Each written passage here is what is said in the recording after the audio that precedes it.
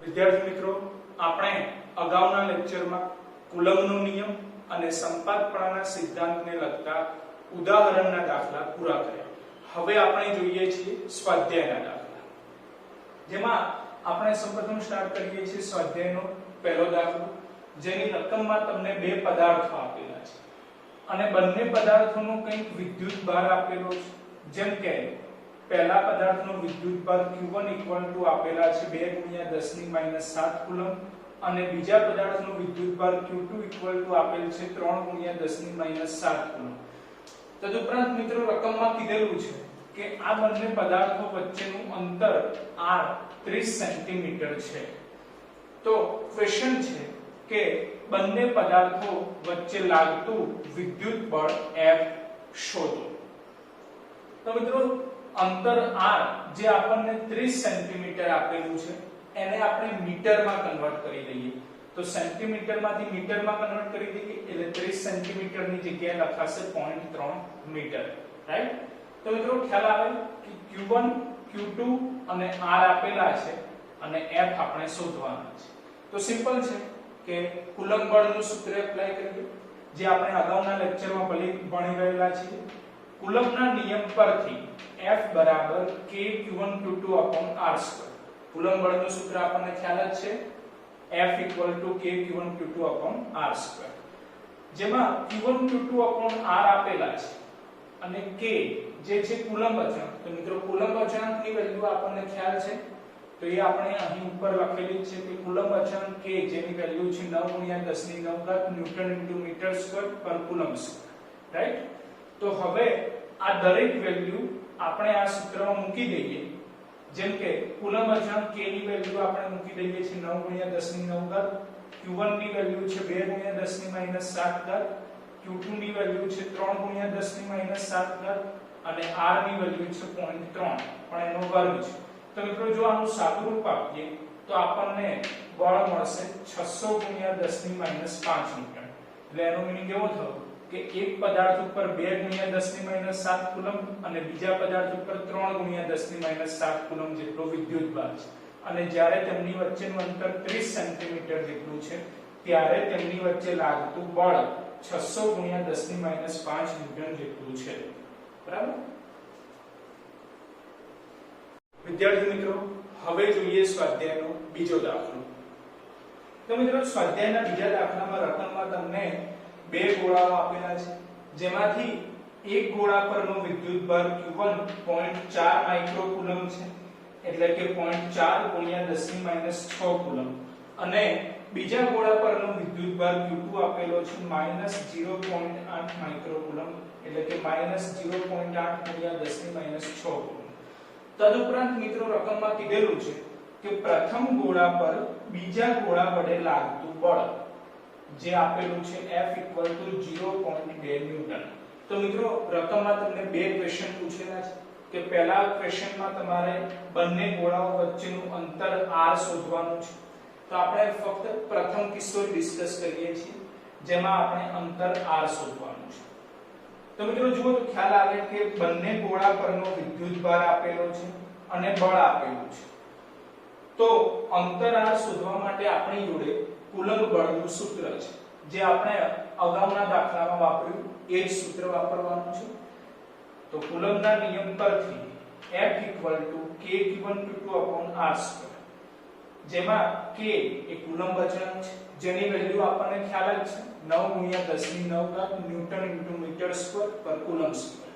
મિત્રો આ અચળાંક છે એટલે ખાસ યાદ રાખી લેવો આ અચળાંકની વેલ્યુ અને એકમ, જે આપણે અગાઉના લેક્ચરમાં ડિસ્કસ કરેલી છે. બરાબર? કારણ કે દરેક દાખલામાં આ વેલ્યુ આપેલી હશે નહીં. બરાબર? તો આપણે અંતર r શોધવાના છે એટલે સિમ્પલ છે કે આમાંથી r ને કરતા બનાવીએ તો સૂત્ર થઈ જશે r = kQ1Q2/f. પણ મિત્રો અહીંયા r² છે એટલે સામેની સાઈડ વર્ગમૂળ લાગુ પડશે. તો અંતર r નું સૂત્ર મળશે વર્ગમૂળમાં kQ1Q2/f. તો મિત્રો આ દરેક કિંમતો મૂકી દઈએ. જેમ કે k ની વેલ્યુ છે 9 × 10⁹, પછી Q1 ની વેલ્યુ છે 0.4 × 10⁻6, Q2 ની વેલ્યુ છે 0.8 × 10⁻6. હવે મિત્રો ધ્યાન રાખજો કે Q2 માં આપણે ફક્ત વેલ્યુ જ લખવાની છે, એટલે આ માઈનસ સાઇન શું દર્શાવે છે કે બીજા ગોળા ઉપર જે વિદ્યુતભાર છે, વિદ્યુતભાર કેવો છે? ઋણ વિદ્યુતભાર છે.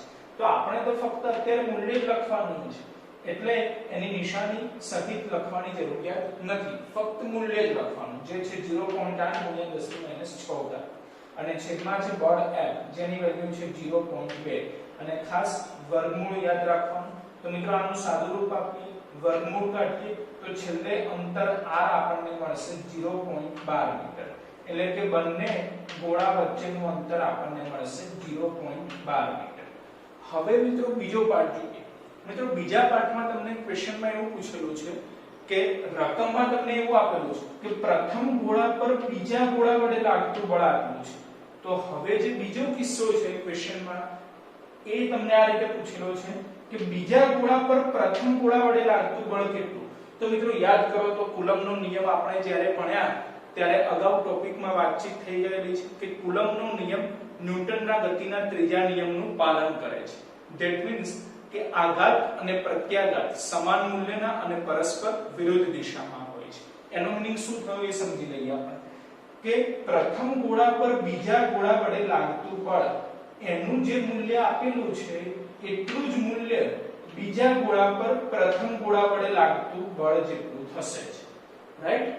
એટલે બળનું મૂલ્ય સમાન થશે પરંતુ દિશા કેવી થશે? વિપરીત થશે. તો એ જ છે બીજા પાર્ટનો આન્સર કે બીજા ગોળા પર પ્રથમ ગોળા વડે લાગતું બળ એટલે કે વેક્ટર F21 જેનો આન્સર થશે પ્રથમ ગોળા પર બીજા ગોળા વડે લાગતું બળ એટલે કે વેક્ટર F21 વેક્ટર F12 જે દર્શાવે છે કે બંને બળોનું મૂલ્ય સમાન છે પરંતુ દિશા પરસ્પર વિરુદ્ધ છે. એટલે બીજા પાર્ટમાં તમને જે ક્વેશ્ચન કરેલો છે કે F21 એટલે કે બીજા ગોળા પર પ્રથમ ગોળા વડે લાગતું બળ કેટલું, તો એનો આન્સર રકમમાં જે આપેલ છે વેલ્યુ એનું એ જ આવશે એટલે 0.2 ન્યૂટન જ આવશે, રાઈટ? તો મિત્રો હવે જોઈએ આપણે સ્વાધ્યાયનો ત્રીજો દાખલો. મિત્રો સ્વાધ્યાયના ત્રીજા દાખલામાં તમને એક અચળાંક આપેલ છે જે છે ke²gmemp.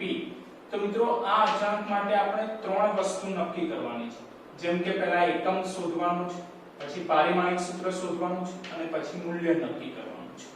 તો મિત્રો સૌપ્રથમ આપણે ડિસ્કસ કરીએ છીએ અચળાંકનો એકમ ડિસ્કસ કરીએ છીએ. તો સૌપ્રથમ છે કે મિત્રો કે કુલમ્બ અચળાંક છે. યાદ કરો કે આપણે કુલમ્બ અચળાંકનો એકમ અને પારિમાણિક સૂત્ર બંને ભણી ગયેલા છે. તો કુલમ્બ અચળાંક કે જેનો એકમ તો ન્યૂટન * મીટર સ્ક્વેર પર કુલમ્બ સ્ક્વેર, પછી જોડે છે E. તો મિત્રો E એ મૂળભૂત વિદ્યુતભાર છે. તો મિત્રો વિદ્યુતભારનો એકમ પણ આપણે ભણી ગયા છે. વિદ્યુતભારનો એકમ થશે કુલમ્બ સ્ક્વેર. પછી છેદમાં છે કેપિટલ G જે ગુરુત્વાકર્ષીય અચળાંક છે. તો ગુરુત્વાકર્ષીય અચળાંકનો એકમ ન્યૂટન * મીટર સ્ક્વેર પર કિલોગ્રામ સ્ક્વેર. પછી જોડે છે Me જે છે ઇલેક્ટ્રોનનું દળ અને Mp જે છે પ્રોટોનનું દળ. તો મિત્રો દળનો એકમ થશે કિલોગ્રામ એટલે સિમ્પલ છે અહીંયા કિલોગ્રામ સ્ક્વેર આવશે. તો ખ્યાલ આવે કે ઉપર નીચે ન્યૂટન * મીટર સ્ક્વેર કેન્સલ થઈ જશે, જોડે કુલમ્બ સ્ક્વેર પણ કેન્સલ થઈ જશે અને કિલોગ્રામ સ્ક્વેર પણ કેન્સલ થઈ જશે. એટલે દરેક પદ કેન્સલ થઈ જાય છે. તો ખ્યાલ આવે કે આ જે અચળાંક છે એ અચળાંકને કોઈ જ એકમ નથી એટલે કે આ એકમ રહિત છે, રાઈટ? હવે એનું પારિમાણિક સૂત્ર નક્કી કરવાનું છે. તો મિત્રો સિમ્પલ છે કે જો અચળાંક એકમ રહિત હોય તો અત્યારે પરિમાણ રહિત પણ બનશે, રાઈટ? અને હવે એનું મૂલ્ય ડિસ્કસ કરીએ. તો ke²/gmemp. મિત્રો આ બધા જ એક અચળાંક છે. જેમ કે કુલમ્બ અચળાંક તો એની વેલ્યુ આપણને ખ્યાલ છે 9 × 10⁹ E તે મૂળભૂત વિદ્યુતભાર છે, એની વેલ્યુ પણ આપણને ખ્યાલ છે 1.6 × 10⁻19 પણ એનો વર્ગ છે. પછી છેદમાં છે કેપિટલ G. તો મિત્રો કેપિટલ G એ ગુરુત્વાકર્ષીય અચળાંક છે, એની વેલ્યુ પણ આપણને ખ્યાલ છે 6.67 × 10⁻11. પછી છે Me જે ઇલેક્ટ્રોનનું દળ છે, તેની વેલ્યુ છે 9.1 × 10⁻31. Mp જે પ્રોટોનનું દળ છે એ છે 1.66 × 10⁻27. મિત્રો ઇલેક્ટ્રોનનું દળ અને પ્રોટોનનું દળ આ બંને ટાઈપના અચળાંકો છે જે કેટલીક વખત રકમમાં આપેલા હોય પણ ખરા, ન પણ આપેલા હોય. એટલે બને ત્યાં સુધી આ વેલ્યુઝ આપણે યાદ રાખી લેવી, ઇલેક્ટ્રોનનું દળ અને પ્રોટોનનું દળ. તો મિત્રો સિમ્પલ આનું સાદુરૂપ આપીશું એટલે આપણને આ અચળાંકની વેલ્યુ મળી જશે જે થશે 0.22 × 10⁻40। તો મિત્રો આ જે અચળાંક રકમમાં આપેલો હતો ke²/g_mep એનું એકમ, પારિમાણિક સૂત્ર અને મૂલ્ય ત્રણેય વસ્તુ આપણને મળી ગઈ, રાઈટ? મિત્રો હવે જોઈએ સ્વાધ્યાયનો છઠ્ઠો દાખલો। તો મિત્રો સ્વાધ્યાયના છઠ્ઠા દાખલામાં રકમમાં તમને એક ચોરસ આપેલું છે, ચોરસ A B C D। મિત્રો ચોરસના ચારે શિરોબિંદુઓ ઉપર વિદ્યુતભાર છે, જેમ કે A ઉપર 2 માઇક્રોકુલમ, B ઉપર -5 માઇક્રોકુલમ, C ઉપર 2 માઇક્રોકુલમ અને D ઉપર -5 માઇક્રોકુલમ। આ રીતે વિદ્યુતભાર રકમમાં આપેલ છે। તદુપરાંત રકમમાં કીધેલું છે કે આ ચોરસનું કેન્દ્ર, તો મિત્રો ચોરસનું કેન્દ્ર એટલે કે તેના વિકર્ણોનું છેદન બિંદુ। જેમ કે અહીં આકૃતિમાં તમે જોઈ શકો છો બે વિકર્ણો, AC વિકર્ણ અને બીજો છે BD વિકર્ણ। આ બંને વિકર્ણોનું છેદન બિંદુ O છે, તો એ કહેવાશે ચોરસનું કેન્દ્ર। તો મિત્રો રકમમાં કીધેલું છે કે ચોરસના કેન્દ્ર O પર 1 માઇક્રોકુલમ જેટલો વિદ્યુતભાર છે। તો ક્વેશ્ચન પૂછેલો છે કે આ ચોરસના જે શિરોબિંદુઓ ઉપર વિદ્યુતભાર છે એ વિદ્યુતભારના કારણે કેન્દ્ર ઉપર રહેલા વિદ્યુતભાર પર કંઈક બળ લાગે છે, તો એ પરિણામી બળ આપણે શોધવાનું છે, રાઈટ? તો મિત્રો આપણે આકૃતિ દ્વારા ડિસ્કસ કરીએ છીએ। જેમ કે સૌપ્રથમ O ઉપર કોના દ્વારા બળ લાગે છે એ આપણે નક્કી કરીએ। જેમ કે O ઉપર E ના કારણે કંઈક બળ લાગુ પડશે। તો મિત્રો યાદ કરો કે હવે આપણે અગાઉના લેક્ચરમાં ભણી ગયેલા છીએ કે જ્યારે પણ બંને ધન વિદ્યુતભાર હોય અથવા બંને ઋણ વિદ્યુતભારો હોય, એટલે કે સમાન વિદ્યુતભારો હોય, ત્યારે સિમ્પલ છે કે તેમની વચ્ચે અપાકર્ષી બળ લાગુ પડે છે, જે કારણોસર બંને વિદ્યુતભાર એકબીજાથી દૂર જવાનો પ્રયત્ન કરશે, રાઈટ?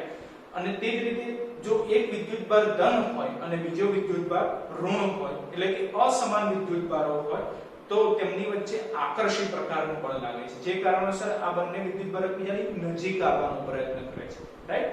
તો આ જ સિદ્ધાંત આપણે આ આકૃતિમાં એપ્લાય કરવાનો છે। જેમ કે O ઉપરનું વિદ્યુતભાર ધન છે, A ઉપરનું વિદ્યુતભાર પણ ધન છે, તો સિમ્પલ છે કે બંને વિદ્યુતભારો ધન હોવાથી તેમની વચ્ચે અપાકર્ષી બળ લાગુ પડશે, જે કારણોસર આ બંને વિદ્યુતભાર એકબીજાથી દૂર જવાનો પ્રયત્ન કરશે। એટલે કે O પર E ના કારણે લાગતું બળ વેક્ટર Fa જે આ દિશામાં લાગુ પડશે, જે દર્શાવે છે કે બંને કણો એકબીજાથી દૂર જાય છે, રાઈટ?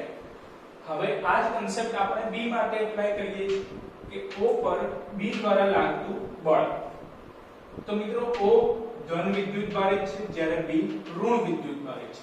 તો મિત્રો ધન વિદ્યુતભાર અને ઋણ વિદ્યુતભાર બંને વચ્ચે આકર્ષી પ્રકારનું બળ લાગશે, અને આકર્ષી પ્રકારના બળના કારણે તે બંને એકબીજાની નજીક આવવાનો પ્રયત્ન કરશે। જુઓ તો O પર B ના કારણે લાગતું બળ વેક્ટર Fb જે આ દિશામાં છે, જે દર્શાવે છે કે બંને કણો એકબીજાની નજીક આવવાનો પ્રયત્ન કરે છે, રાઈટ? સેમ O પર C દ્વારા કંઈક બળ લાગુ પડશે। તો જુઓ તો મિત્રો O ધન વિદ્યુતભાર છે, C પણ ધન વિદ્યુતભાર છે, તો જો બંને ધન વિદ્યુતભાર હોય તો તેમની વચ્ચે અપાકર્ષી બળ લાગુ પડે, જે કારણોસર બંને વિદ્યુતભારો એકબીજાથી દૂર જવાનો પ્રયત્ન કરશે, જે તમે આકૃતિમાં જોઈ શકો છો કે O પર C ના કારણે લાગતું બળ વેક્ટર Fc જે આ દિશામાં છે, જે દર્શાવે છે કે બંને કણો એકબીજાથી દૂર જાય છે, રાઈટ? હવે લાસ્ટમાં આપણે ધ્યાનમાં લઈએ છીએ કે O પર D દ્વારા લાગતું બળ। તો મિત્રો જુઓ તો O ધન વિદ્યુતભારિત છે અને D ઋણ વિદ્યુતભારિત છે, તો ધન વિદ્યુતભાર અને ઋણ વિદ્યુતભાર વચ્ચે આકર્ષી પ્રકારનું બળ લાગે, એટલે કે બંને વિદ્યુતભારો એકબીજાની નજીક આવવાનો પ્રયત્ન કરશે, જે તમે આકૃતિમાં જોઈ શકો છો કે O પર D દ્વારા લાગતું બળ વેક્ટર Fd જે આ દિશામાં છે, જે દર્શાવે છે કે બંને વિદ્યુતભારો એકબીજાની નજીક આવે છે, રાઈટ? તો મિત્રો આકૃતિમાં જે ચાર બળો લાગી રહ્યા છે vector Fa, vector Fb, vector Fc, vector Fd એ દરેકની દિશા ખ્યાલ આવી ગઈ। હવે એના મૂલ્યની વાતચીત કરીએ। જેમ કે આપણને ખ્યાલ છે કે કેન્દ્ર O થી દરેક શિરોબિંદુનું અંતર જુઓ તો આકૃતિ પરથી ખ્યાલ આવે કે એક સરખું છે, તો એ જ મુદ્દો આપણે અહીં ધ્યાનમાં લઈએ છીએ કે O થી A નું અંતર, O થી B નું અંતર, O થી C નું અંતર, O થી D નું અંતર, દરેક અંતર કેવા થશે? એક સરખા, અને ધારી લઈએ કે એ અંતર r જેટલું છે, રાઈટ? તો હવે O ઉપર લાગતું પરિણામી બળ આપણે શોધવું હોય તો શું કરવું પડે? સિમ્પલ છે કે સંપાતપણાના સિદ્ધાંત પ્રમાણે આપણે આ ચારે બળોનો સદિશ સરવાળો કરવો પડે, જેનાથી O પર લાગતું પરિણામી બળ આપણને મળશે, રાઈટ? તો જુઓ તો ખ્યાલ આવે કે A ઉપર ધન વિદ્યુતભાર છે 2 માઇક્રોકુલમ જેટલું, અને C ઉપર પણ ધન વિદ્યુતભાર છે 2 માઇક્રોકુલમ જેટલું. તો મિત્રો એનાથી ખ્યાલ આવશે કે O પર A ના કારણે જે બળ લાગે છે વેક્ટર Fa એનું મૂલ્ય, અને O પર C ના કારણે જે બળ લાગે છે વેક્ટર Fc, બંનેનું મૂલ્ય કેવું થશે? સમાન થશે, કારણ કે A અને C ઉપર વિદ્યુતભારો કેવા છે? એક સમાન, જે છે 2 માઇક્રોકુલમ. એ કારણોસર આપણે એવું કહી શકીએ કે વેક્ટર Fa અને વેક્ટર Fc બંનેનું મૂલ્ય કેવું થશે? એક સમાન થશે, કારણ કે અંતર પણ કેવું છે? એક સરખું છે. જુઓ તો O થી A નું અંતર અને O થી C નું અંતર r એક સરખું છે. એટલે સિમ્પલ આપણે કહી શકીએ કે વેક્ટર Fa અને વેક્ટર Fc બંનેનું મૂલ્ય કેવું છે? સમાન છે. પણ આકૃતિ પરથી ખ્યાલ આવે કે દિશા કેવી છે? પરસ્પર વિરુદ્ધ છે.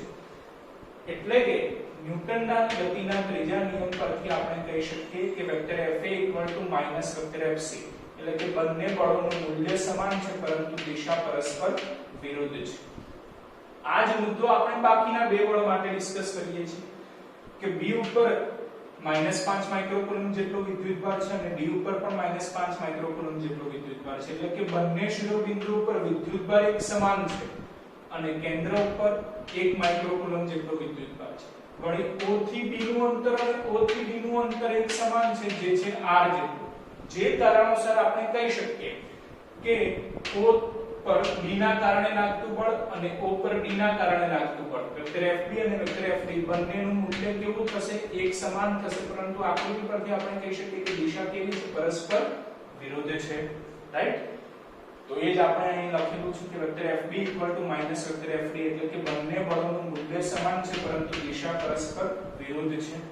તો હવે O પર લાગતું પરિણામી બળ વેક્ટર F, જે આપણને vector Fa vector Fb vector Fc અને વેક્ટર Fd નો સદિશ સરવાળો કરવાથી મળશે.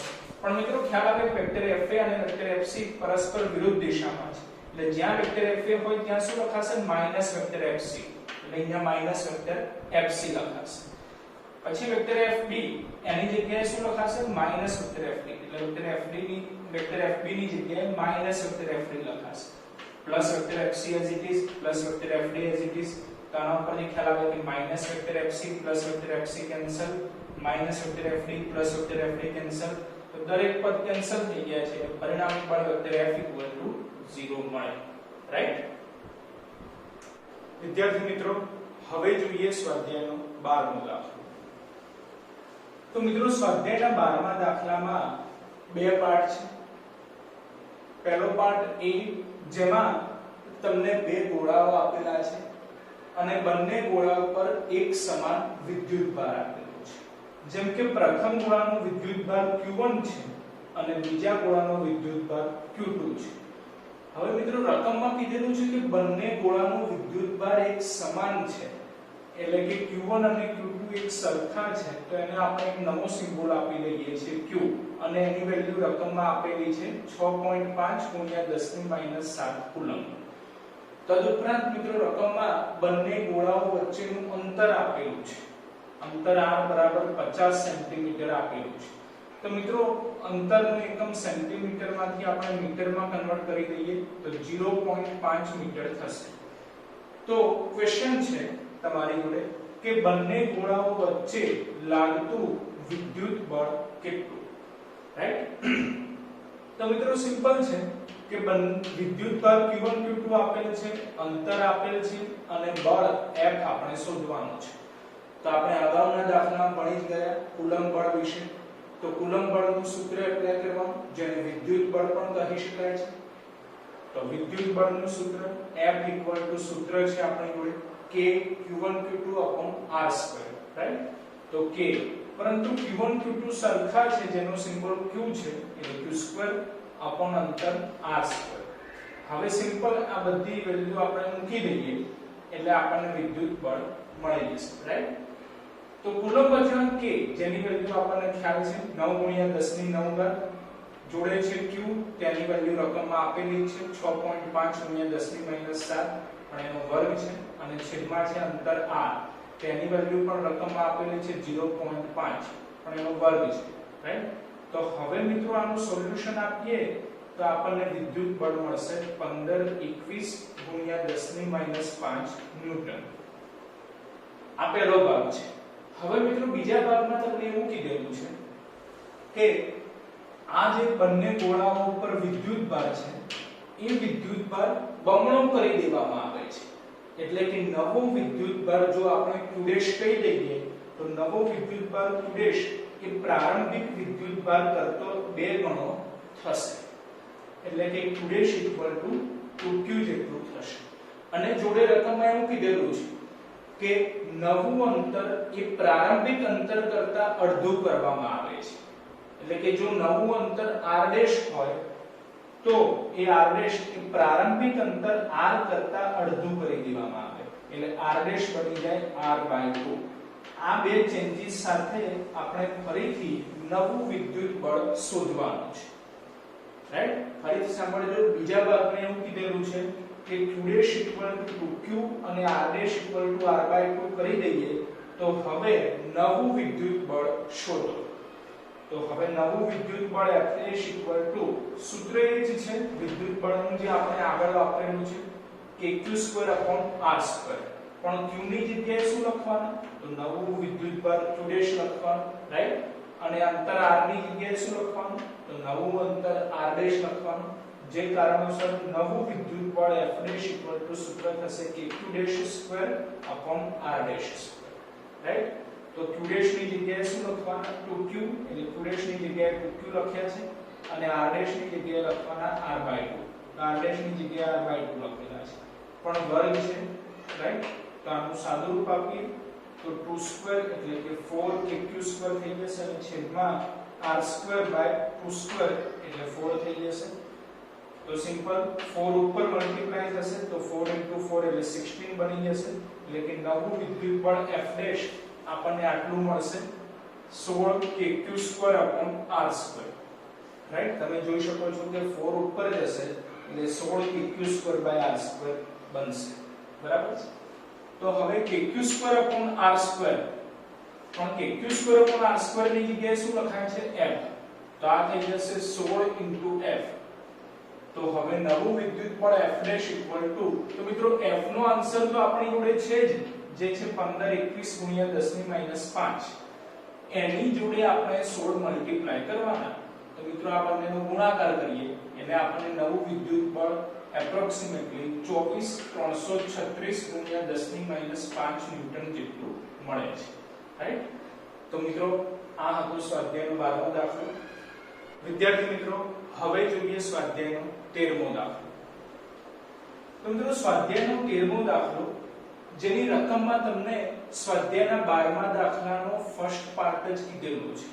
જો તો સ્વાધ્યાયના 12મા દાખલાના ફર્સ્ટ પાર્ટમાં જે ગણતરી છે, જે કેલ્ક્યુલેશન છે, જે વેલ્યુઝ આપેલી છે એ એઝ ઇટ ઇઝ સ્વાધ્યાયના 13મા દાખલામાં છે, રાઈટ? જે તમે અહીં જોઈ શકો છો.